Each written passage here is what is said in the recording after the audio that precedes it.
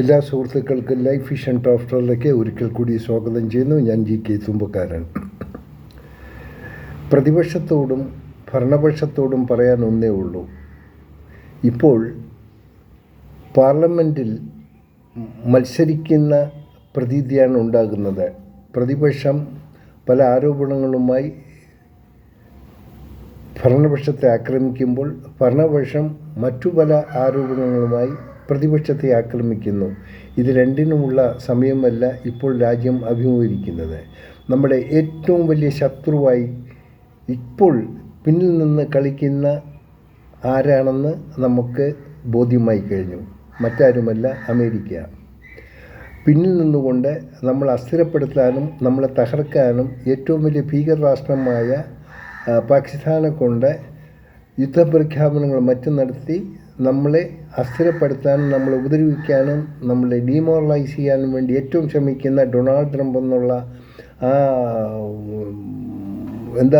ഒരു സെൻസില്ലാത്ത ആ പ്രസിഡൻറ്റിൻ്റെ ഓരോ പ്രഖ്യാപനങ്ങളും നമ്മളെ വല്ലാതെ അലസ്വരപ്പെടുത്തുന്നുണ്ട്. പക്ഷേ എങ്കിലും നാം അതിനെയെല്ലാം അതിജീവിക്കണം. അതിജീവിച്ചേ പറ്റൂ. അത് നാം ഒന്നായി പ്രവർത്തിക്കണം. ഒന്നെനിക്ക് ഭരണപക്ഷത്തോട് പറയാനുള്ളത്, പ്രതിപക്ഷം കൊണ്ടുവരുന്ന ആരോപണങ്ങൾ അതെല്ലാം മുന്നിൽ ഏറ്റവും പ്രധാനമായി കാണുന്നത് കഴിഞ്ഞ നാളിൽ നടന്ന ഇലക്ഷനെക്കുറിച്ചുള്ള അപാകതകളെക്കുറിച്ചാണ്. അത് തീർച്ചയായിട്ടും അതിനോടൊരു മറുപടി കൊടുക്കേണ്ട ആവശ്യമാണ്. ഒപ്പം പ്രതിപക്ഷവും ചിന്തിക്കേണ്ടത് ഓപ്പറേഷൻ സിന്ദൂർ ഇങ്ങോട്ടുള്ള നഷ്ടക്കണക്കുകൾ എടുക്കേണ്ട സമയമല്ല ഇത്.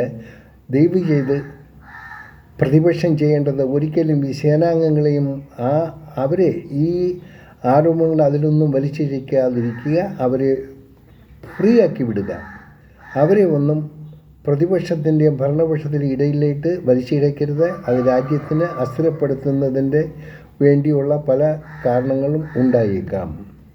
ഏറ്റവും കൂടുതൽ ശ്രദ്ധിക്കേണ്ടത് ഭരണപക്ഷവും പ്രതിപക്ഷവും വില കുറഞ്ഞ ആരോപണങ്ങൾ നടത്താതിരിക്കുക.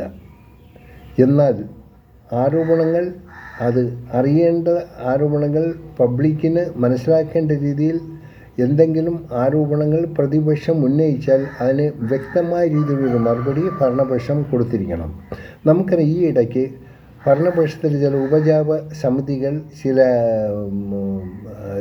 ചില തൽപര കക്ഷികൾ നാട്ടിൽ കാട്ടിക്കൂട്ടിയ കോലാഹലങ്ങൾ, ഇത് ഇവിടെ ഒറീസയിലും മറ്റേ ഛത്തീസ്ഗഡിലൊക്കെ അത് രാജ്യത്തെ വളരെ അസ്ഥിരപ്പെടുത്തുന്ന കാര്യങ്ങളാണ്. ഇത് ഹൈലൈറ്റ് ചെയ്ത് മറ്റു രാജ്യങ്ങൾ ഇന്ത്യയെ വളരെ മോശമായ രീതിയിൽ ചിത്രീകരിക്കാൻ ശ്രമിക്കുകയാണ്. അത് ഭരണപക്ഷം വളരെ സ്ട്രിക്റ്റായിട്ട് അതിനുള്ള ആക്ഷൻ എടുക്കണം. ഈ ഭരണപക്ഷം യുദ്ധത്തിൻ്റെ പേരും പറഞ്ഞ് രാജ്യം ഭീതിയിലാണെന്നുള്ള പേരും പറഞ്ഞുകൊണ്ട് പ്രതിപക്ഷത്തെ അടിച്ചിരുത്താൻ ശ്രമിക്കാതിരിക്കുക. അത് നല്ല കാര്യമല്ല. അതേപോലെ ഭരണപക്ഷത്തിൻ്റെ ഉപസമിതികൾ കാട്ടിക്കൂട്ടുന്ന കോലാഹലങ്ങൾക്ക് അടിയന്തരമായി ഒരു അറുതി വരുത്തേണ്ടതാണ്. ഇല്ലെങ്കിൽ നാം മറ്റുള്ള ലോകരാജ്യങ്ങളുടെ മുന്നിൽ വളരെ മോശമായുള്ള ഒരു വിലയായിരിക്കും നമുക്കവർ കൽപ്പിക്കുന്നത്. അത് ഉണ്ടാകാതിരിക്കട്ടെ. അതിനുള്ള സാഹചര്യം സൃഷ്ടിക്കാതിരിക്കുക.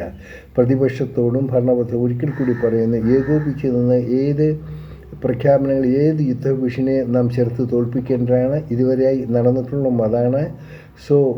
രാഷ്ട്രീയ കാര്യക്കാർ, ഭരണപക്ഷം എല്ലാം ചെയ്യുന്നത് ശരിയാകണമെന്നില്ല. പ്രതിപക്ഷം ആരോപിക്കുന്ന ആരോപണങ്ങൾ എല്ലാം ശരിയാകണമെന്നുമില്ല. അതൊരു സത്യസന്ധമായ വഴിയിലേക്കായിരിക്കണം തിരിയേണ്ടത്. എപ്പോഴും ഒരു റിസൾട്ട് വരുന്നത് വളരെ വൈകിയായിരിക്കും. എന്ത് ആരോപണങ്ങളും ഉടൻ ഒരു മറുപടി ലഭിക്കുന്ന അത്ര എളുപ്പമുള്ള കാര്യമില്ല. ഒരിക്കൽ കൂടി പറയുന്നു, ഭരണപക്ഷവും പ്രതിപക്ഷവും തമ്മിൽ തല്ലാതെ ശരിയായ ആരോപണങ്ങൾ ഉണ്ടെങ്കിൽ അതിനുള്ള മാർഗങ്ങൾ കണ്ടെത്തുക, പരിഹാര മാർഗങ്ങൾ കണ്ടെത്തേണ്ടത് ഭരണപക്ഷത്തിൻ്റെയും കാരണമാണ്. അതുകൊണ്ട് പരസ്പരം ചെളിവാരി എറിയുന്ന പ്രവണത രണ്ടു കൂട്ടരും ഒഴിവാക്കാൻ ശ്രമിക്കുക. കാണാം വീണ്ടും മറ്റൊരു വീഡിയോയിലൂടെ. Thank you.